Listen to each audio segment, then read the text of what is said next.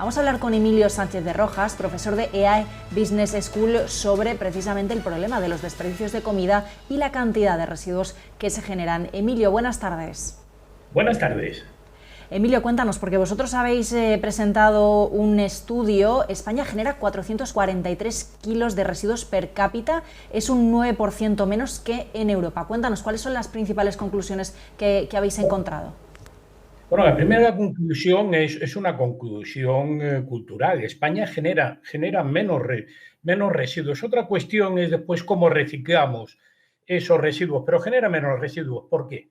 Culturalmente España ha estado acostumbrada, y más, si vemos y vamos a los últimos tiempos, con el COVID y tal, a reutilizar o a utilizar los restos de comida. Es decir, que tenemos una cultura que está a favor de utilizar todo lo posible. No obstante, es una cantidad desproporcionada.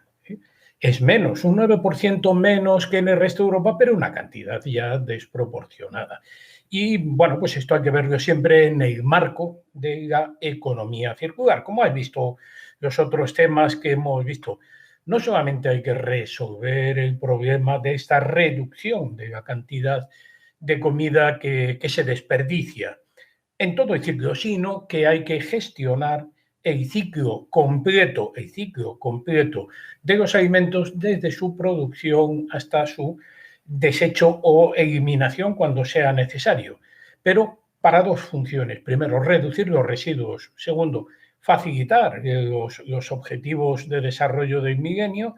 Y por último, y muy importante, generar recursos económicos, mejorar la economía de todo este ciclo completo, de toda esta cadena completa de suministro. Cuéntame más datos, más conclusiones del informe, porque también habéis hecho, bueno, pues una especie de mapeo, ¿no? De cuáles son los comercios que más generan residuos. Por ejemplo, los comercios tradicionales decís que generan menos que, por ejemplo, los supermercados. ¿Qué pasa con los clientes, ¿no? Cuando van a esos restaurantes y les sobra comida? Porque al final, bueno, hay toda una cadena, ¿no? de pequeños y de grandes actos que al final acaban influyendo en todo el tema del desperdicio de comida y de la generación de los residuos añadidos.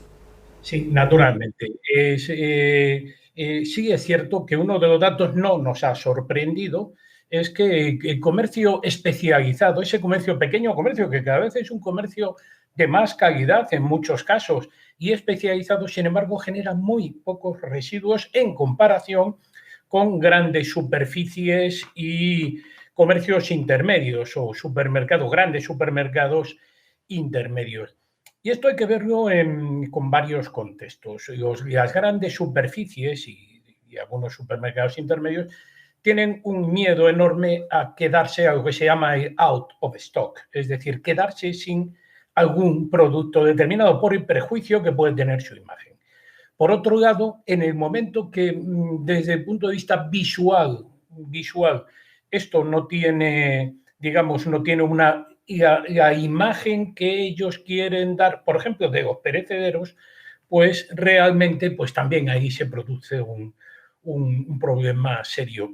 Es cierto que están apareciendo ahora nuevas empresas que se están ocupando y que eso lo están vendiendo, o políticas muy interesantes, tanto en grandes superficies como en algunos supermercados que llegan cuando se está acercando el plazo de o bien de consumo recomendado o bien de caducidad, reducen drásticamente el precio. Es una muy buena política, es una política que yo he estado durante el estudio, estuve evaluando en varios recursos y puedo asegurar que supone para el bolsillo del usuario una reducción sustancial. Entonces es interesante. El otro tema es que dicen que en los restaurantes se genera un gran número de residuos. Es cierto.